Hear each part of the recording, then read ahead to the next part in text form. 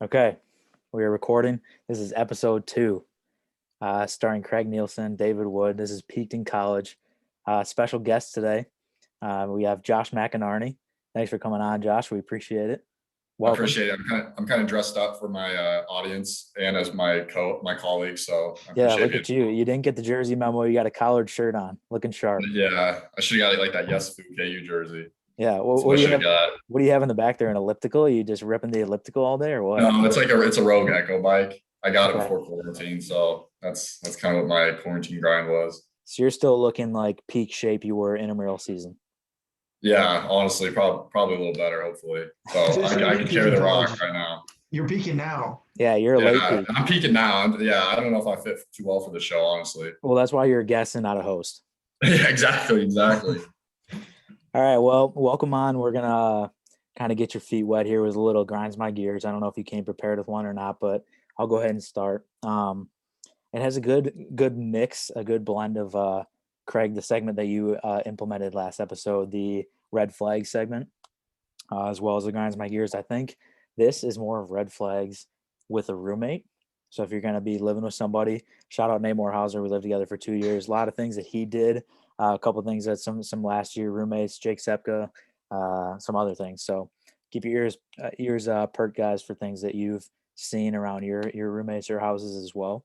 But my grinds my gears are people that do things that are just disrespectful to other roommates. Okay, so we're talking uh, not doing dishes on time. That's a big one. So a lot of the times in like college housing, you don't have a dishwasher. Josh, I know you lived in like high end housing, you had dishwashers, but a lot of times you got to do it by hand. So if you're doing it by hand, you can't just leave it sitting in the sink. Can't leave it sitting on the counter. It takes up space. You gotta just get it done. Get it done right after you eat. Then it's behind you. You don't have to worry about it later on. What do you think? Agree? Disagree? I Is this agree. a direct I don't shot know at if I. Nate? Craig, you can go ahead. Shout out Nate. Yes, shout out Nate. It's okay. No, that was just all I wanted to know. If this was just directly at Nate. Yes, directly at Nate. I don't want to like for my current situation. So I stay in an apartment with my mom. So I don't want to. I don't want to bag on her too much. So I'm gonna plead the fifth on that one. But in the That's past, smart. I've known guys like what's awkward about your situation. It's if you don't tell someone directly, and then the problem just stews. Like there's that constant tension. So a lot of people just leave that constant tension, and it goes, and then you just get pissed off at the other person. Pardon my language. I know this is a your grandma might be You, you, listening, but you can say pissed off. It's okay. okay. But there's just that tension. So if you ever have that problem, you got to bring it up early and often and not let the problem exacerbate and get out of hand. I don't know. Craig, what are your thoughts on that? I think you were just being too passive aggressive. Passive No. aggressive is not the option with No, I was gonna roommates. say the beauty of living with Nate and us being like best friends at the time and still kind of are At the is time. I yeah, the dishes thing Shooting obviously was darts a at huge problem. Nate. So once the dishes got too big, we're just not friends anymore. But no, anyways, we're obviously still good friends. But the dishes thing, the best thing about us being roommates is that I was not afraid to hound him and just constantly be on his back about it. So I would just rip on him constantly, be like, dude, get the dishes done. I was hounding him like an angry dad, basically, getting on his back. Probably which is what pissed him off and made him not want to do it even more than he already didn't want to do it. So probably that's a little bit my fault, but I think the nice thing about living with someone that you're close with is you can do those things. You can yell at them, you can complain, you can tell them that it pisses you off, rather than living with like a stranger or someone that you're not as close with. You're, like you said, Josh, a little more passive aggressive, and then it's definitely not going to get done.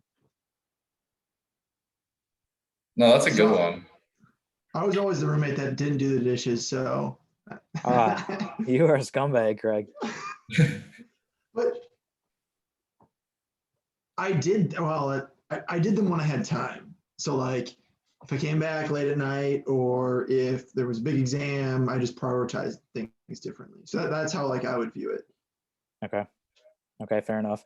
My next And thing, this is more for ladies, okay, but it also bothers me and grinds my gears, you know, for them, I guess. When you're someone who will have guests over, whether that be a girlfriend, a significant other, just friends that are coming over to have some drinks or whatever, leaving the toilet seat up is a big grinds my gears. I hope that you gentlemen were raised right to always put the toilet seat down, okay? Because women hate that.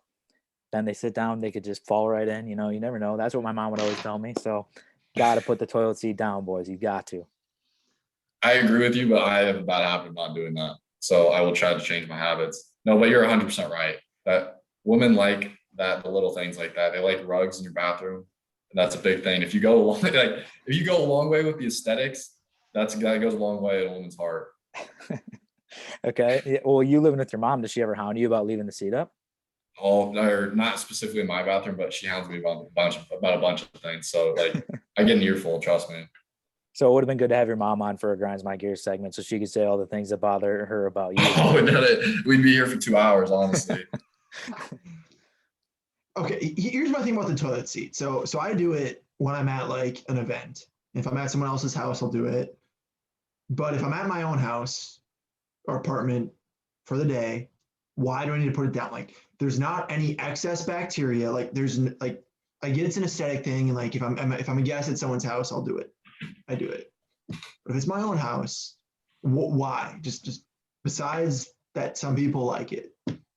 No, I get that. Why do they like it? I get that if you're on your own or if you're living alone or if, you're just going to be just a guy's night or whatever, it doesn't need to be done, but it does create bad habits. And then Yeah, exactly. Good those point. habits Wait, it will only link. traps in the smell. No, dude, we're not worried about the smell. It's the fact that girls have to sit down. They don't have a choice like men. So It's the little things. It's just the little things that guys Okay, don't well, do. yeah, I think we might be talking about two different things. Are we talking about like, all right, so girls, there's two toilet seats. Do you put the right? So you've got the middle one dude, that you're not even on the same page as Josh and I. females put down. Do you put down the top one? Oh, well, I So always put down both. Always. Why would you just Yeah, both. pick the slim one okay. down? You might as well grab So both of what's the these. difference? Because females can't just sit down when you put the top one down, so you're making life more difficult for them. I think that's a fair argument that I never considered. Yes, but they don't run the risk of falling into the toilet. Is what the biggest complaint I hear is. I don't know how many They're- women have fell into toilets, but that's what my mom would always say. She'd say a woman could come into your bathroom, sit down, fall right in, they get all wet. You know what I'm saying? I think So your mom just had a bad experience, honestly. yeah, I don't know where that like now that I'm really sitting down and thinking about it, it's kind of weird, but it does make sense. Like when you go take a dump or whatever, you're not gonna sit with all the seats up. You're gonna have to have the seat down. You know what I'm saying? yeah, I guess I get the middle one down, but the top one, No, I don't think that's where I might disagree. in my experience, I don't think women are as bothered about the top one being up. Okay. Aesthetically, yes, it looks better with them both down, but I know they're bothered by both of them being up. Function over beauty. That's all I have to say. My third grinds my gears because we don't want to spend too much time on grinds my gears again. Josh, I don't know if you listened to the last episode. My grinds my gears for airplanes and flying in airports was like 3/4 of the show. So we're gonna try to Yeah, not make that. I noticed that. We're gonna try to not make that happen this episode. My third one and final one for today is people that wear sunglasses inside. Just bothers the heck out of me. Any thoughts on that, Craig? Well, I'm just blocking out the haters from UCLA. That's all I'm doing. I can take them off now. That's all I wanted to There's do. those pretty eyes. Okay, let's get into it. So do either of you guys have any grinds my gears, or is just me being the negative one again today? I just have one going back to the bathroom thing. Like when I see people like carpet in their bathroom or carpet on their toilets, I just utterly cringe.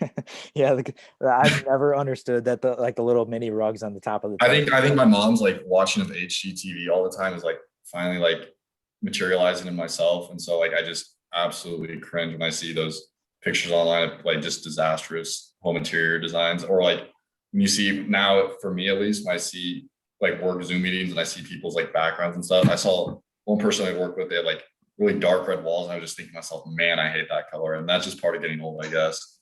Yeah. The dark rooms apparently make the room look smaller, is what I've learned from HGTV. Always go with the light colors. It opens up the room, boys. Facts.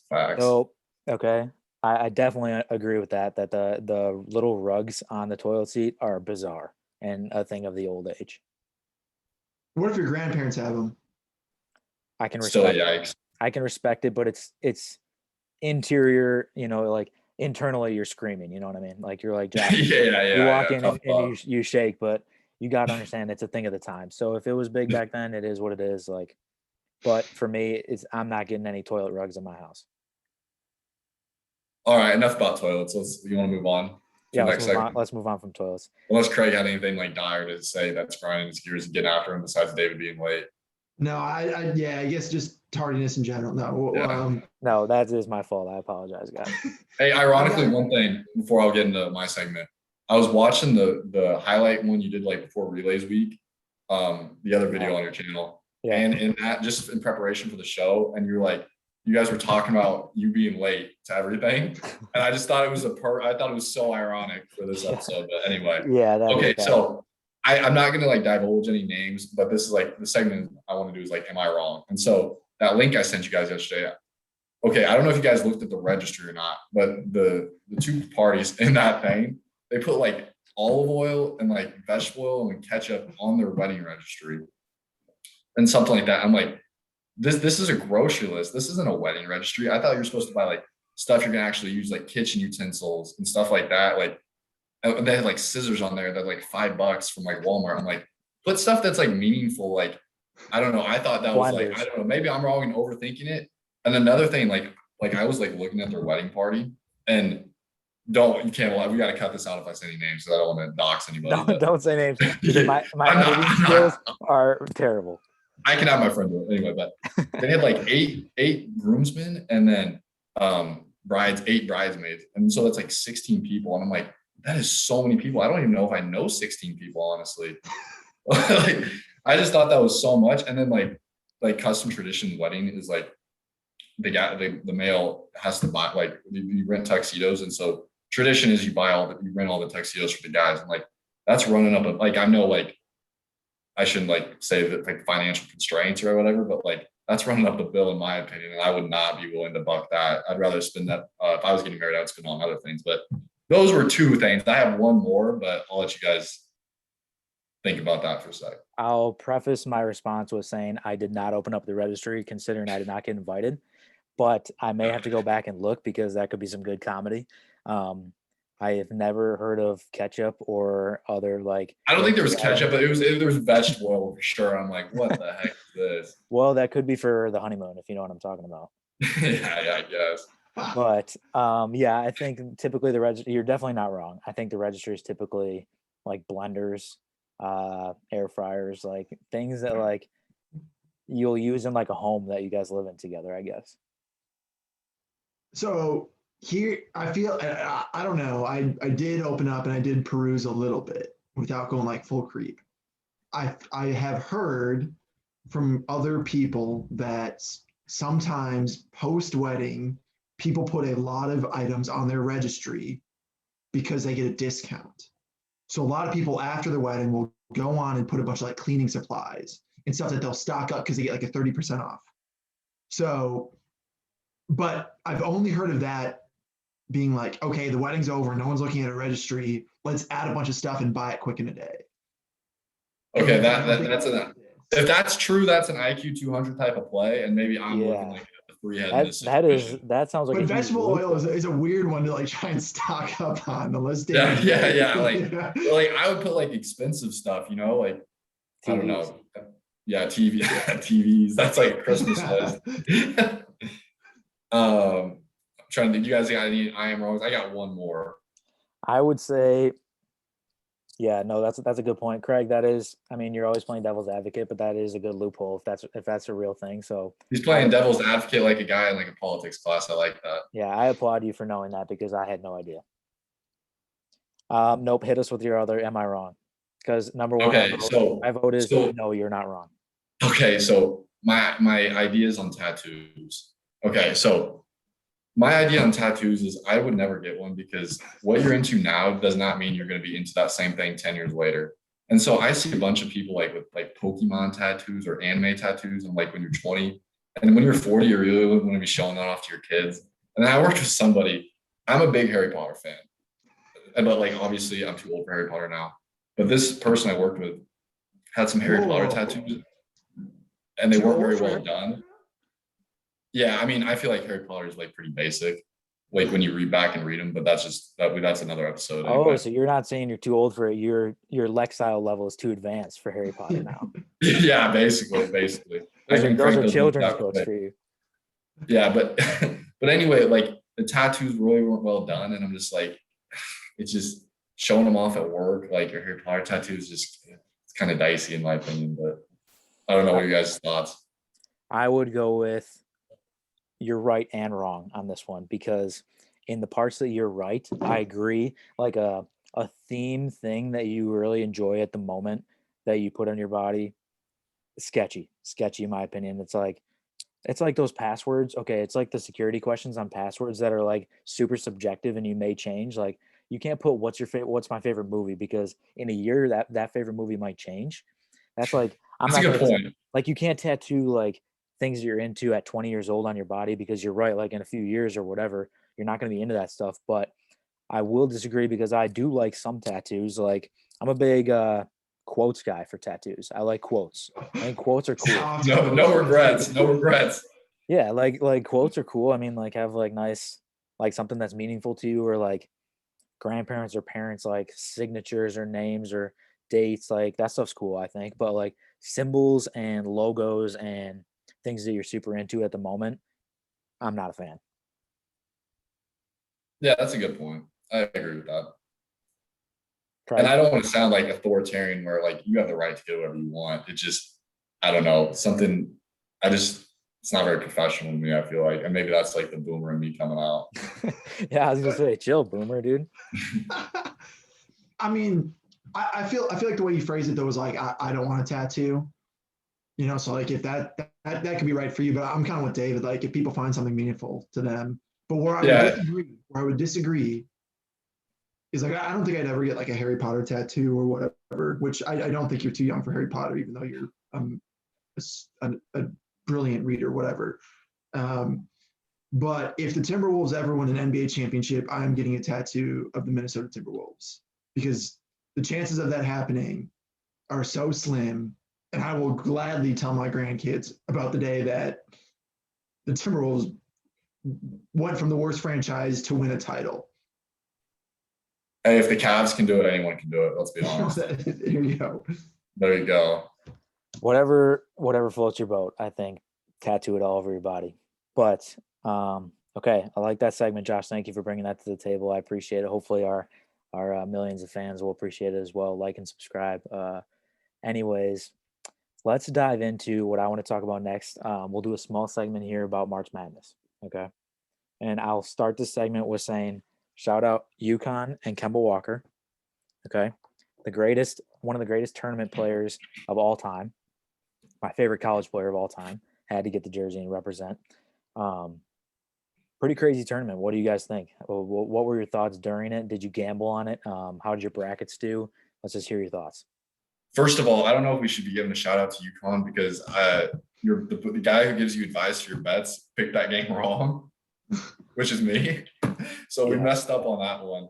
Yes. But to be honest, boys, you guys are giving me way too much credit and like being in March Madness like expert. Like I'm not gonna lie, these last 2 years I've been so like busy with school and stuff where I haven't watched For a full viewers, college that's why we basketball brought game. Josh on is to recap March Madness because I can recap some of it because I do still read the box scores, and I there was a stretch in early February or mid to February and early March where I was giving David all the good advice on spreads. I was like I got like 6 in a row one day. Nothing But but anyway, winners. Nothing but winners out of Josh.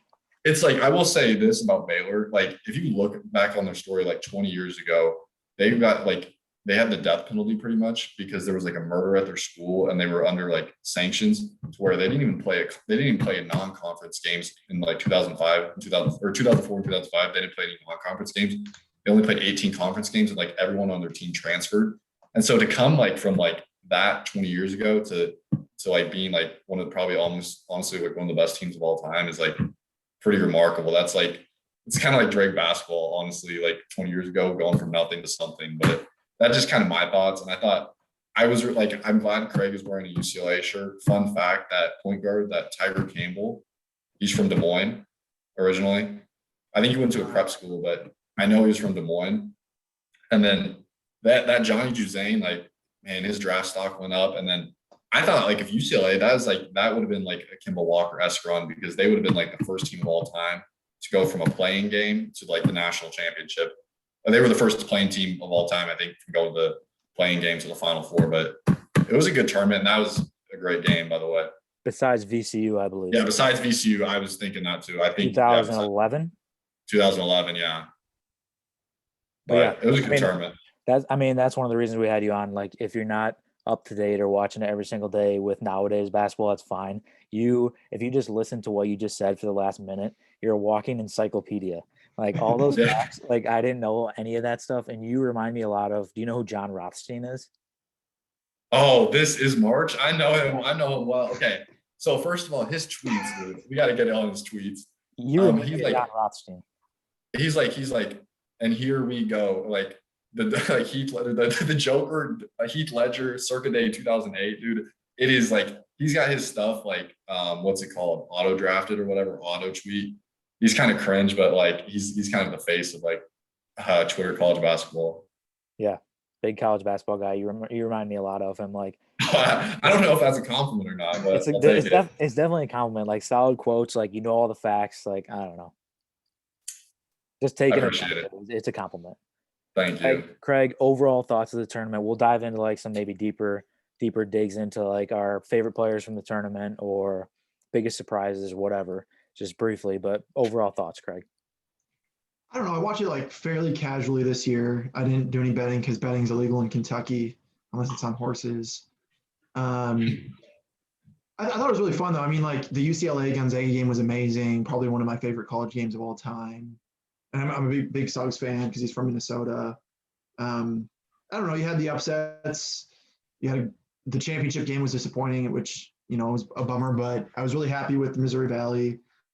I think Loyola beating Illinois wasn't expected, but like Loyola was so underseeded this year, and I'm bummed that the coach left to Oklahoma. I think that's a big loss for the Missouri Valley Conference. But I mean, Drake won a tournament game. I can't complain. You want to talk about the biggest loss for the Missouri Valley Conference? Joseph Yesufu transferring to Yeah. KU. Josh, I bet you're pretty excited about that as a KU fan, which is cool. Like, I'm just glad he's going to be on the national stage where I can watch him and see if he balls out. Like, he will ball out. I'm not going to say the if. Like, he definitely will. He's a good player. Maybe the next Frank Mason, Devontae Graham, we'll see. But Yeah, one thing I will say about him, like I honestly think he can come in and start next year because they're not very deep at point guard. And then like he's freakishly athletic. And like I know like this is like basketball math or whatever, but like he put up 26 against USC and he was like the only scorer on the team. And then like KU lost by 30 to him. So you think he could just you can plug in and play him. So and I think this is like college basketball obviously has like a transfer problem. I think there's like 1,600 guys transferring or something. And so this is like one of those rare instances where I think it was good because if he came back next year, like Roman's running the show, there's just too many bodies. I think if you're ever going to transfer, this would be the transfer up, good opportunity for him. It's like you can't really hate on the kid like some people are. And then another interesting fact I saw where Liam Robbins is transferring again. Did you see this? no, He's leaving Minnesota. And so I was talking to a friend. I was like, what if he went back to Drake? But I don't think they take him. Like I don't know if they need him anyway. I Wasn't don't know. his like uncle on the Minnesota staff though? And did he get fired or Yeah, maybe yeah. if you The know? whole Minnesota staff got fired. And so Liam's like, well, I went here for my uncle, air Right. quotes. And then so now he's trying to bounce. So and apparently I was reading the Des Moines Register today that Iowa State's looking at him. I don't know where he's gonna go. I bet he maybe go back to like Wichita State or I don't know where he's gonna go, but I thought it'd be funny. He'd probably be the first player to transfer from the school and then maybe go back to that school, but I doubt it. I mean, if I were Drake, I would welcome him back with open arms. I mean, he's huge. He's a good shot blocker. I think he led the Big Ten in block shots.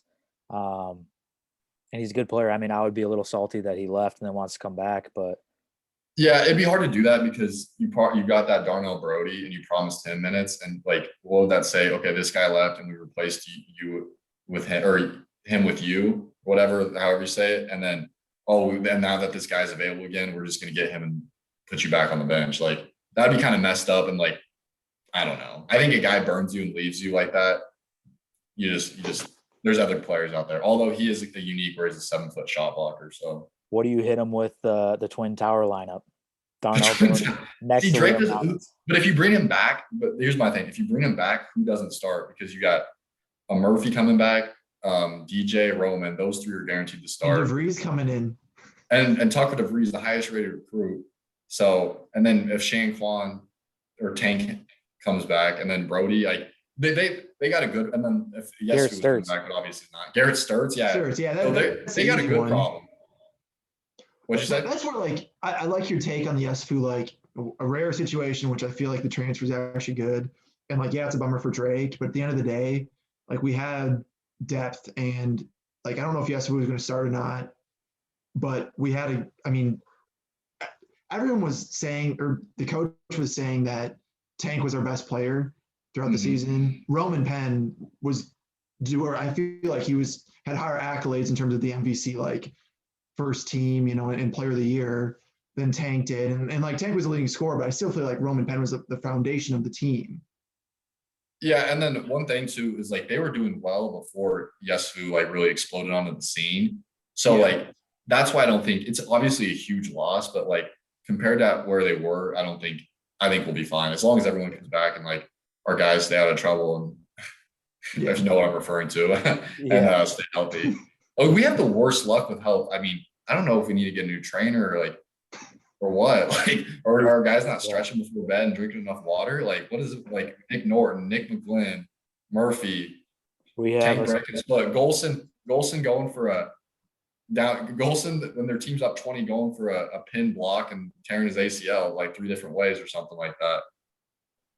Yeah, But it's not fun. I can tell you that much. But yeah, definitely not fun. Drake basketball for the first time in our lives has the riches of talent, and we have depth, which is nice. So I think bright future ahead for Drake basketball. But what I want to get into next is I want to hear, since you're a college basketball guy and a basketball guy in general, Craig, you're a huge basketball guy.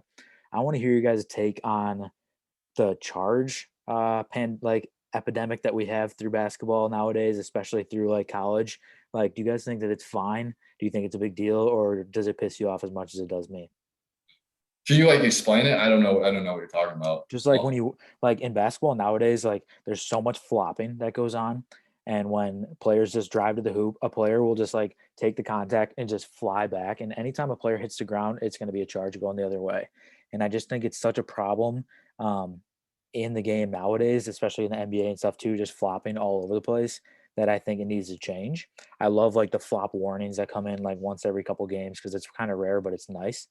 Um, and that turns into kind of my next question for you guys, like the foul thing in college and high school, 5 fouls. I mean, especially college, but I think it should be up to 6 fouls. I mean, a lot of time in college games, there's like star players or whatever in these big stage March Madness tournaments. Jalen Suggs gets 2 quick fouls and he's sitting for the first part of the game. It's like the national championship. I mean, I think these players should get like 6 fouls or whatever so they can stay in longer. One thing I'll say about that, I think college needs to adopt, the women's rules where they go to quarters and then the 1-on-1 gets, I think, reset every quarter or something like that. Where I don't know the exact, I don't recall the exact terms, but I do agree with you on the foul thing because if you get 2 quick ones, that changes the whole dynamic of the game. In college, usually in the tournament, they only play 6 or 7 deep.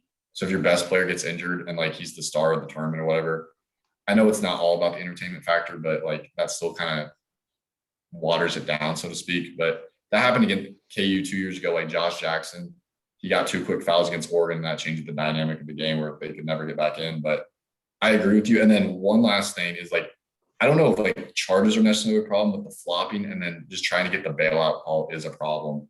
And I think that probably materializes from like AAU, like being just an absolute cesspool for basketball nowadays. But that might be a whole other segment. Craig, thoughts?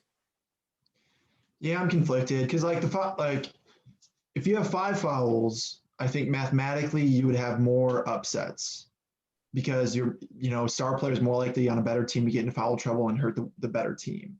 So I kind of like that aspect where I feel like college basketball, especially in March, the upsets are what make things fun, and having 5 fouls, I think, will lead to a slightly higher percentage of upsets. I also, if I was a coach, I don't really believe in sitting players in foul trouble because I'm like kind of a believer that like all minutes are the same. right? So if you bench a player with 2 fouls, you're basically saying like your minutes at the end of the game are worth more than the rest of the game. And like, I don't really believe that. And like, I think that's true to some extent, but I would rather trust my players and let them play with fouls. Now, I get that there's some players who are dumb and you can't trust them, but just as like a coaching philosophy, by benching a player with fouls, like you're taking them out of the game. And like, I don't know. No, So that's a good point. That's a good point because in a 1 game setting, like in the NBA playoffs, obviously, let's say in the NBA, you only had 5 fouls. I would agree with you because you have a 7 game set. You have a 7 game setting, so there's a lot. I feel like you could bench him in that setting, but in the college setting where it's a 1 game and you're done, you need to just roll with it and leave Jalen Suggs in there with 2 fouls or whatever. Because yeah, who knows when you're going to be back in the national championship. I mean, Gonzaga is good, but like it's still hard. and I feel like there's just like a couple of unwritten basketball rules like that where like a coach is maybe pressured to do something because that's what previous coaches always do. When you get 2 fouls in the first quarter, you bench them. But I don't know. I guess I would disagree that I don't think that there's any math to support that. Anyways, though, to answer your question, David, I think that I feel like refs are a lot better than people give them credit for. But I think that the organizations like the NBA or college basketball need to emphasize a couple of calls like the block charge and really like focus on it because like at the end of the day, these guys and girls are professionals who study reffing. And if they make the block charge the point of emphasis for the 2022 season, I actually think that we would see significant improvement in terms of, how those things are called. Hey, one more thing that they need to definitely change is college basketball. Like the court's too small, and then it's only 90 feet. If they need to extend it, these players are so big and athletic, like they're so condensed and it just clogs up everything. They need to do it in both women's and men's, but that would solve a lot of issues as well for David, so it doesn't grind his gears. That's a good point. I just don't like the fact of all that. Like, I don't like watching games and seeing a bunch of charges, and then that charge is usually like one of a top player, or maybe like a more aggressive, like skilled player that's attacking the rim, and then they get their second foul. They have to sit out, and then I'm like, come on. And especially when I bet the over, and then the points, the skilled players are sitting on the bench when they can't score, and then the under hits, and I just get pissed. So gambling from a gambling perspective, I want to see the best players on the court because that's the most authentic score you'll see. And Craig, that's a good point that I never really considered is like more upsets with the 5 fouls, but why a discrepancy between college and NBA? It's like another take that we could get into is like college baseball. Why are they not using wooden bats? Like, what is the point in using metal bats at the college level when these guys are trying to make it to the big leagues? Like, use wooden bats. It's safer anyways, even if like, only what are those stupid NCAA commercials? Are like 1% of athletes will go professional, the rest go professional in something other than sports. But like, Yeah, even if they do that, well, that accountant using wooden bats probably safer than like using metal bats. I don't know. It's just like keep it consistent between the professional and the college levels, I think. I'm gonna set. Can I change the subject real quick? I want to talk about college football. Yes, go ahead. Okay, so here's my thing. College football is like I find it extremely boring. It's like there's no parity. It's the same thing every year. Alabama, Clemson, Oklahoma, Ohio State. Like I know you're. This is why I'm asking because you're a big college football fan.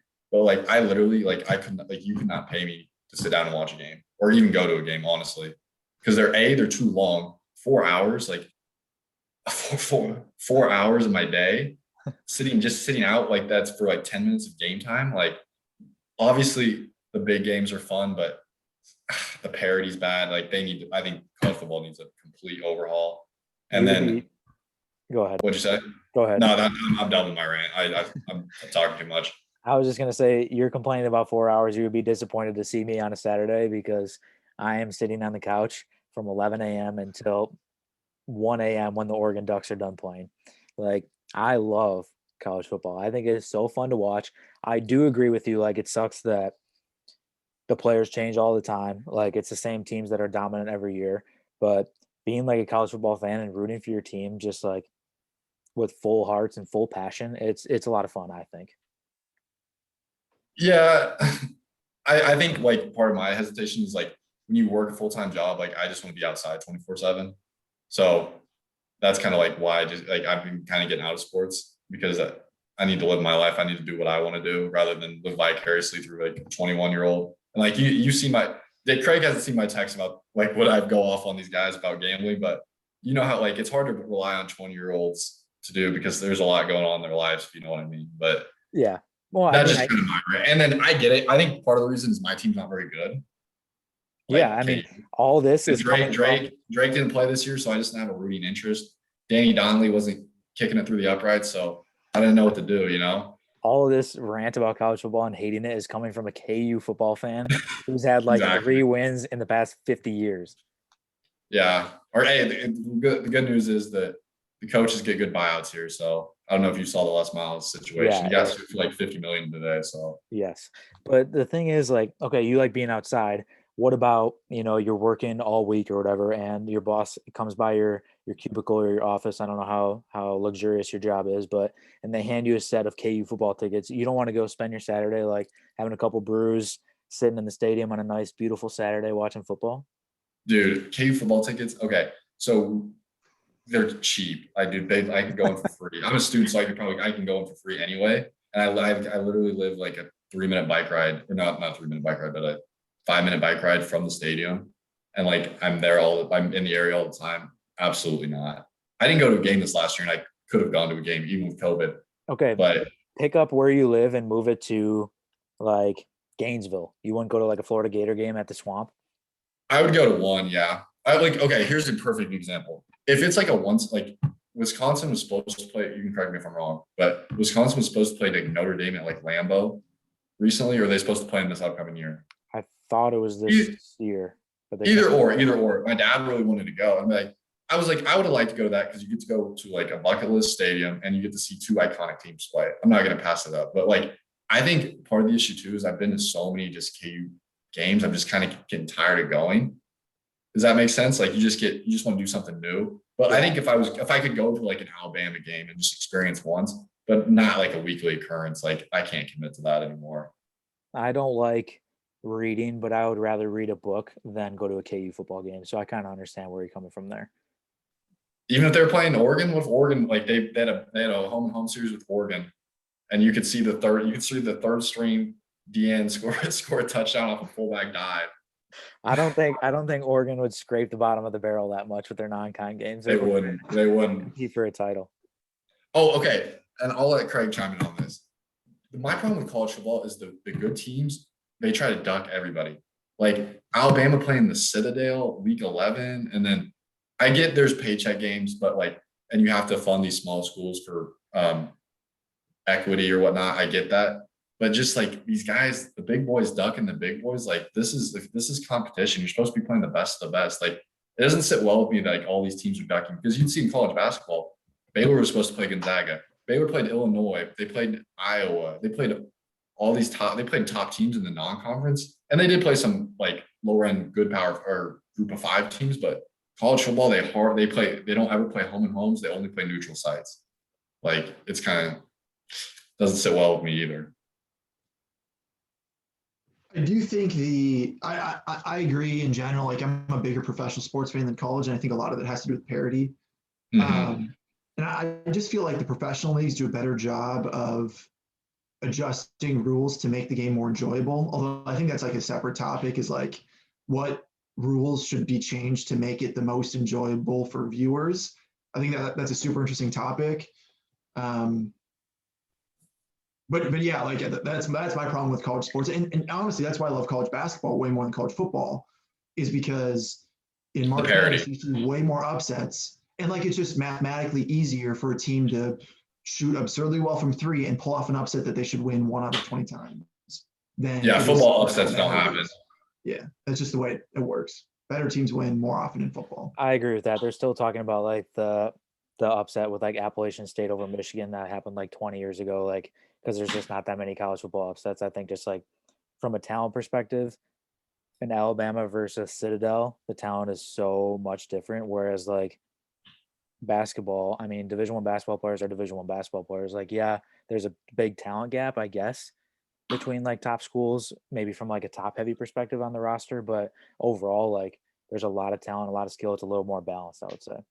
My opinion, like the reason college football has trouble with like having upsets is the physicality difference. Like there's you can basketball is pretty reliant on skill. You can be skinny and weak, like not a big guy and still like be amazing. Look at Steph Curry in college, and I know he's an outlier, but he was like 150 pounds soaking wet and still one of the best players. But and then there's more freelance in basketball. Football is all scripted and it requires way more depth. In basketball, you can rely on five guys to get you a pretty good season. But football, it's like you need it's your second strings and your are so important. And the teams like Coastal Carolina or the BYU's, they just typically don't have those second string guys that can compete with the big schools in most cases.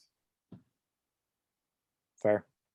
No, I'm glad he brought it to the table. It's something to definitely discuss and think about. And everybody has different perspectives because, I mean, I love college football Saturdays. Like, I'm a big college football guy, but I know that there are a lot of flaws with it. And, like, you guys both, I mean, you pointed them out really, but it is what it is. I wish that there was, I love fantasy football for NFL. I wish there was fantasy football for college. Um, but gambling on both of them are pretty fun, I would say. Yeah, problem with fantasy football for college, guys would be since they don't get paid, like they're putting some stuff on the line, maybe some conflict of interest, but I'll leave it at that.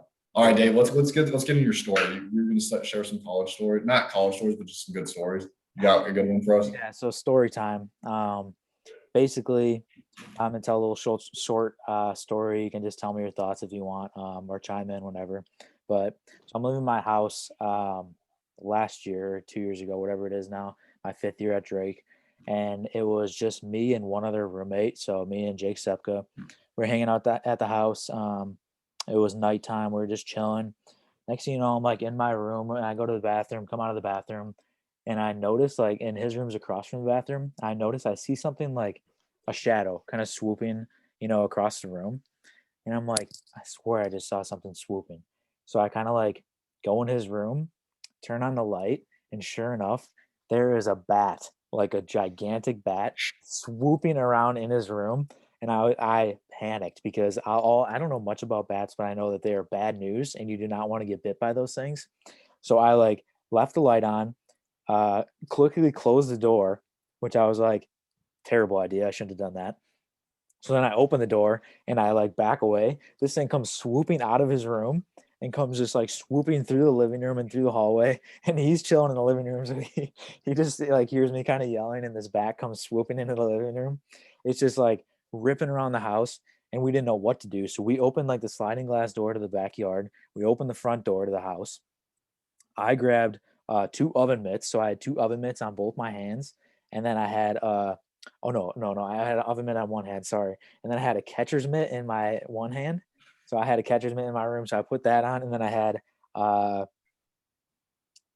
baseball bat in my right hand. So I was going around like trying to just whack this thing out of the air with a baseball bat, and I had my catcher's mitt, so I was gonna snatch him out of the air if I needed to.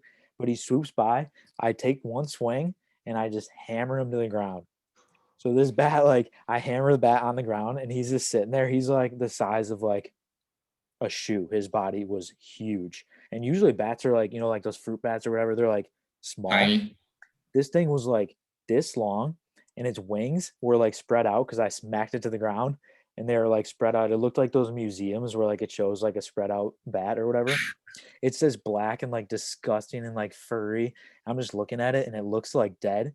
Next thing you know, glad I didn't get too close because it just swoops up into the air and just beelines it for the door and just heads out the back sliding glass door. So we sprinted over, closed all the doors, and that was the end of the bat story. Did you have a chimney in that house? No chimney, no fireplace. I think it got in through the front door. Okay, yeah. I was gonna say because bats like tend to materialize in chimneys, and then you're probably smart not getting bit by it because of or eating it because of corona. But Turn into Yeah. vampire. I never thought about that until this very moment, but we could have started coronavirus and yeah, you could have started corona. So you saved us like you gave it you prolong or I guess you extended the normalcy. But no, that's a good story. I'd love to see you in the oven catching it. Like you're looking like Alex Rodriguez out there trying to dude, swipe this bat or Manu Ginobili. That's impressive. I was very nervous. Location. Like, what are we supposed to do? Like, go to bed with this bat swooping around the house? Like, we had to take care of it. And my buddy Jake was not taking care of it. I can tell you that much. This man was screaming like a girl. So I had to take matters in my own hands. I was either going to snatch it out of the air with this catcher's mitt, which was way more dangerous because it could have just bit my forearm or something, or take that Marucci wooden bat and smack it out of the air. So I got a lot of complaints maybe that I had a baseball bat on campus anyways because I definitely didn't need it, but came into play here, boys. Wait, what? Oh, this was your fifth year? Yeah. Okay. No, that's a good story. I'd love to see a video of that Jake dude, like, kind of scared or whatever. That's pretty funny. Yeah, I Um, wish I had a video. was that when you were living with the other boys? Like, yeah, Coleman. okay. Yeah, yeah. Yeah. Joe Coleman and Burrow, yeah, Sam. yeah. Yeah, Joe Burrow. So that's my story. Do you guys have any either comments or short I was stories? No. no, that's a good story. I like that. There's always those like funny like times you look back as roommates and you just be like who took one for the team, and I think you took one for the team. So you that like segueing back to your comments about being a good roommate, like you got the good roommate badge of honor right there. So Thank you. I think Jake and Coleman and the other guys need to thank you for that. But They owe you a I beer. guess my story would be, okay, you guys, I was like desperate for money my sophomore year. And Weren't then we it all? always starts out. Yeah, okay. So me and my roommate, Colin, we just started like trading stuff on Craigslist. And for some reason we got into the furniture business. And so we bought this couch. And I might have told you the story already, but I thought it'd be okay, maybe you just don't remember it. But we bought this couch. So we go to East Des Moines, buy this couch for $30 off Craigslist. It's this house smells like a chimney. I'm telling Colin, like, maybe we shouldn't buy this couch because there's no one's gonna buy this.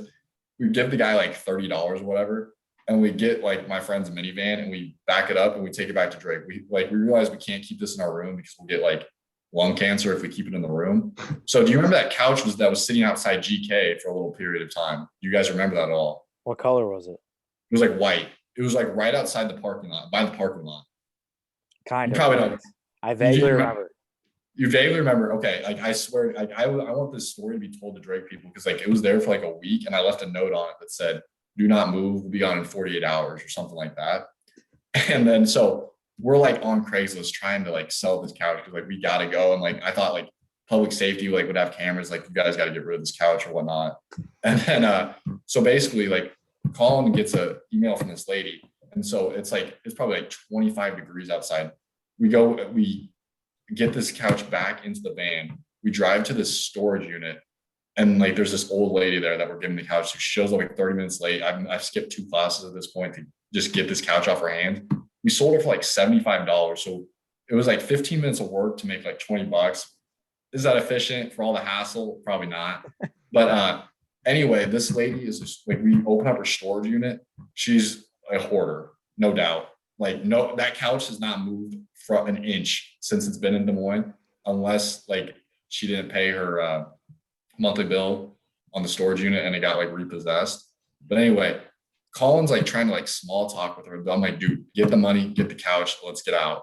And so he talks to her for like 30 minutes. And at the end, we lift this couch out of the van and put it in her storage unit. Like she gives us hugs and like thanks us like for giving her this couch. And I'm like, oh, I was like, lady, this couch is absolute like trash and smells like smoke, but I don't think she cared. But that's like my story. And then one more story is the time I went to an ICA basketball game. Okay, Iowa Christian Academy for those. Iowa Christian Academy. I It's was like a school, a graduating class of like 12. yes. Okay. So me and Colin, this would probably been like a week later or something like that. And so me and Colin, Same guy. what? The couch guy, same guy. Yeah, same guy. So like it's Friday and we're bored. So I'm like, hey, let's go to an ICA game because this is kind of when I knew Alex. And like we drive to their school and like we were like, man, where's everyone at? They got a home game. And so we're looking on their website and it's like some AIB Academy, or you know where they play their games at. It's like the downtown by Drake, or it's downtown Des Moines and like the College of Business, like AIB or something like that. And then so we drive there and there's like literally it looked like a middle school game for a high school game and they're down like by like 40. And it was like, what? By the time you got there, they're down 40. Yeah, it was like, it was like we got there a little late. We got there after half, but it was like I felt bad because like I don't know if you remember those guys. Like I felt bad for those kids when we played with them or at that one fall league or whatever. They had a lot of heart, but not a lot of skill. I just leave it at that. Yeah, they had the Lord on their side, but it did not help them. The Lord is looking out after for him in other ways. Let's leave it at that. Yeah. But No, that's a funny story about the couch though. I wonder if the woman was a smoker because maybe then she can appreciate the couch and whatever she implements into her house or her storage unit, the smoking smell doesn't bother her. yeah, I think we picked a good day because it was really windy. So I was afraid she'd be able to tell, but she didn't. She wasn't able to tell. Has And more flavor.